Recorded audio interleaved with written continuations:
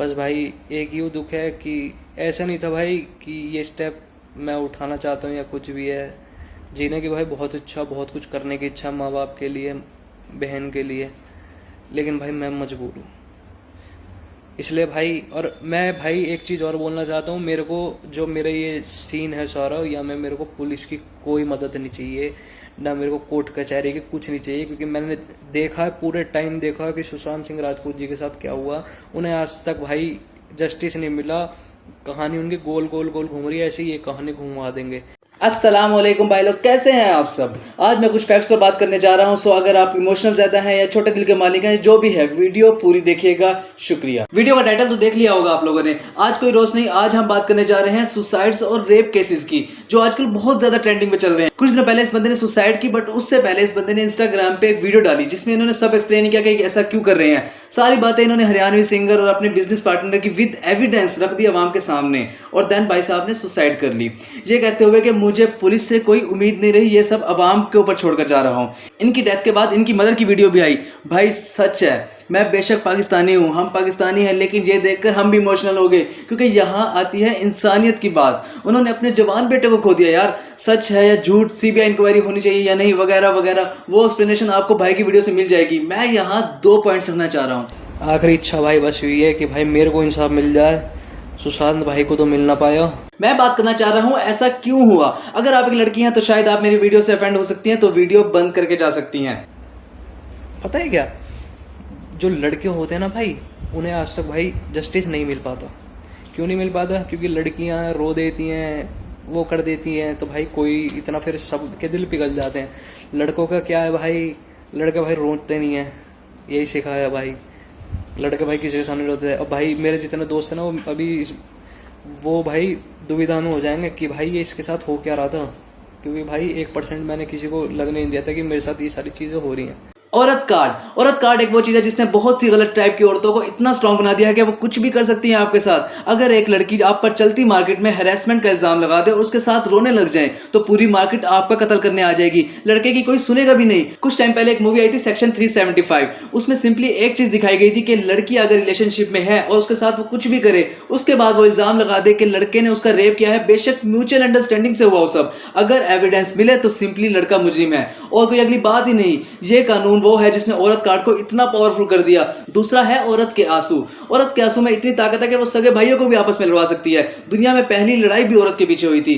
औरत चाहे तो किसी के भी घर को जन्नत बना दे या किसी भी घर को जलाकर जहन्नुम बना दे। आप बताएं, अगर आपके पास कोई लड़की रोती हुई है और आपसे हेल्प मांगे तो आप नहीं जाएंगे?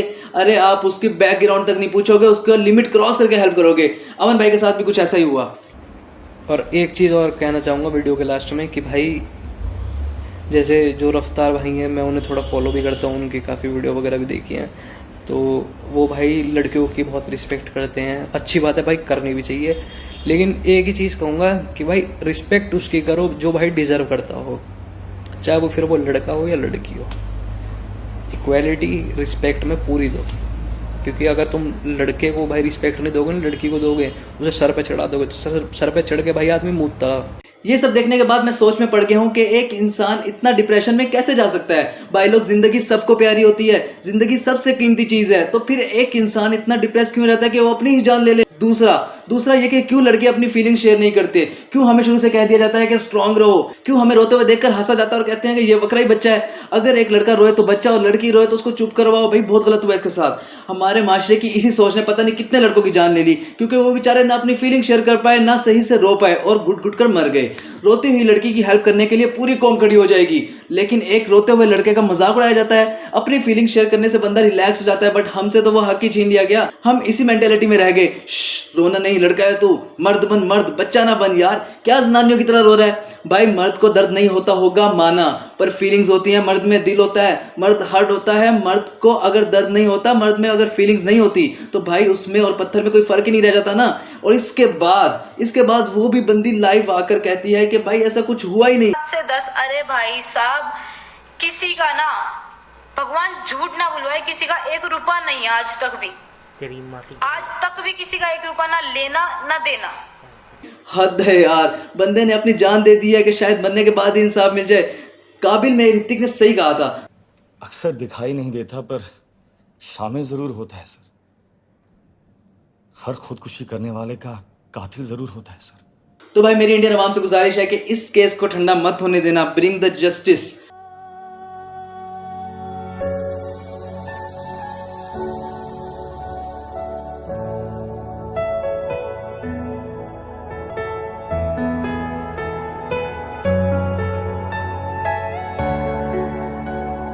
तो भाई लोग, मैं अब एक ऐसे टॉपिक के बारे में बात करना चाह रहा हूँ जिस पर रिसर्च करते करते मेरी बस हो गई। मैं कभी भी इतना इमोशनल नहीं हुआ, जिस पर स्क्रिप्ट लिखते हुए मुझे समझ नहीं आ रहा था मैं क्या बोलूँ।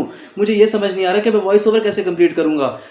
कुछ टाइम पहले पाकिस्तान में रेप होता है एक लेडी का, जो इशू 2 दिन हाइप पर रहता है। सब सोशल मीडिया ट्रेंडिंग पे ले जाते हैं, हम वीडियोज़ बनाते हैं और अचानक से सब ख़त्म। इसके बाद सब अपनी रूटीन में मसरूफ़। फिर एक न्यूज़ आती है इंडिया से, रेप केस की। इंडिया में 19 साल की लड़की का एक हाई क्लास के 4 लड़के रेप करते हैं और that rape is brutal rape. हम सब ने ये न्यूज़ देखी और कहा ठीक है, हो गया। किसी ने पोस्ट लगा दी, किसी ने हल्की सी डिस्कशन कर ली। क्यों भाई, ऐसा क्यों? ऐसा इसलिए कि वो दुश्मन मुल्क है, या इसलिए कि हम समझते हैं कि वहाँ तो ये सब नॉर्मल है? यार, क्या इंसानियत के लिए हमारा कोई फ़र्ज़ ही नहीं बचा? ऑनेस्टली जब मैं रिसर्च कर रहा था इस बात पर या इस चीज़ पर रिसर्च कर रहा था तो मेरी खुद बस हो गई कि एक इंसान, मार्क माई वर्ड्स, इंसान इतना जालिम कैसे हो सकता है यार? उसका रेप किया, उसके बाद उसकी ज़ुबान काट दी और बैकबोन तोड़ दी। मतलब क्या यार, किस जगह पे आ गए हम? और ये कास्ट सिस्टम की तो माँ की। और उसके बाद उस लड़की की बॉडी तक नहीं दी गई फैमिली को, और घर तक लेकर जाने नहीं दिया, और फाइनल क्रीमेट तक भी पुलिस वालों ने कर दिया। क्रीमेट मैं बता दूं, उसे अंतिम संस्कार कहते हैं। नहीं कौन, ये क्या चल रहा है इतना बस बता दीजिए सर, बस इतना सब मुझे बता दीजिए। मैं क्राइम ब्रांच में हूँ, कुछ और चल रहा है मुझे आई डोंट नो। नहीं अभी मैं बाहर से हूँ। नहीं, अभी आपने मुझे बोला कि नहीं बॉडी नहीं है। क्या है सर, बॉडी है कि नहीं है? मेरी ड्यूटी यहाँ पर है आप लोगों को इस बताने के लिए कि आप लोग आगे ना बढ़े। बस मैं यहाँ आगे नहीं बढ़ रही हूँ, आप मुझे बता दीजिए क्या चल रहा है। आप इस बारे में डीएम साहब से पूछना आई है। डीएम साहब से आपकी बात हुई है? डीएम साहब से बात हुई है आपकी? डीएम साहब से बात हुई है आपकी? डीएम साहब से बात हुई है आपकी? डीएम साहब से बात हुई है आपकी? सर ये क्या चल रहा है? डीएम साहब से बात हुई है आपकी? ऐसा इसलिए कि वो इलाइट क्लास थी और ये लोअर क्लास। साला पुलिस ऑफिसर के चेहरे पे एक शिकन तक नहीं है ये सब करते हुए। एक लेडी का कहना था कि उसको बचाया जा सकता था अगर उसको अच्छे हॉस्पिटल में शिफ्ट कर दिया जाता rather than के डिस्ट्रिक्ट हॉस्पिटल। बट नहीं, लॉ एंड ऑर्डर फॉलो करने वाले किसी और के टेस्टिकल्स उठा के खड़े हों तो बाकी चीजें कहाँ पॉसिबल हैं भाई?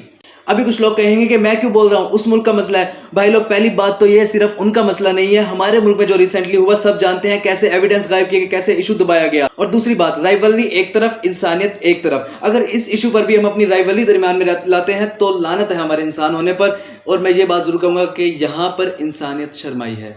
ऐसा पहली बार नहीं हुआ है, ऐसा हमारे कंट्री और इंडिया कंट्री में इतना नॉर्मल हो गया है कि हमें फ़र्क पड़ना बंद हो गया है। इंडिया में आजकल प्रोटेस्ट चल रहे हैं कि हमें जस्टिस चाहिए, जिस तरह हमारे मुल्क में चले थे मोटरवे इंसिडेंट के बाद। लेकिन हम सबको पता है कुछ होने वाला तो है नहीं। 2 दिन का शोर शराबा होगा, कुछ लोग इससे अपना पॉलिटिकल फ़ायदा उठाएंगे, कुछ लोग अपनी इमेज सेट करेंगे, अवाम अपना फ़र्ज़ निभाएगी, इंस्टा स्टोरीज, व्हाट्सएप स्टोरीज लगाकर, पोस्ट करके, और देन 2 दिन के बाद सब खत्म। और महीने बाद एक और नया केस, नई स्टोरी, नई पोस्ट, नए फायदे। और ऐसा चलता रहेगा क्योंकि हमें तो पता है कि नॉर्मल है। और हमें फर्क पड़ना इसलिए बंद हो गया है क्योंकि हमें लगता है हमारे घर वाले बिल्कुल सेफ है, हमारे साथ कुछ हो ही नहीं सकता।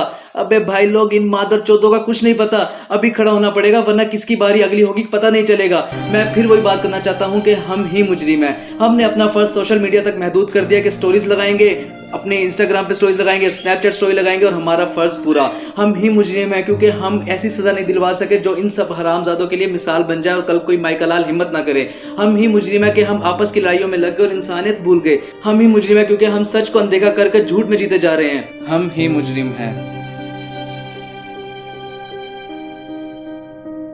क्यों आते हो अंकल, मुझको डर लगता है। क्यों आते हो अंकल, मुझको डर लगता है। जब शाम या गहरी आती है मैं चौंक चौंक से जाती हूँ, फिर सहम से उड़ के, सिहर सिहर के, टांगों को यूं आपस में ही जोड़ जाड़ के, जकड़ जकड़ के बैठी सी रह जाती हूँ। क्यों आते हो अंकल?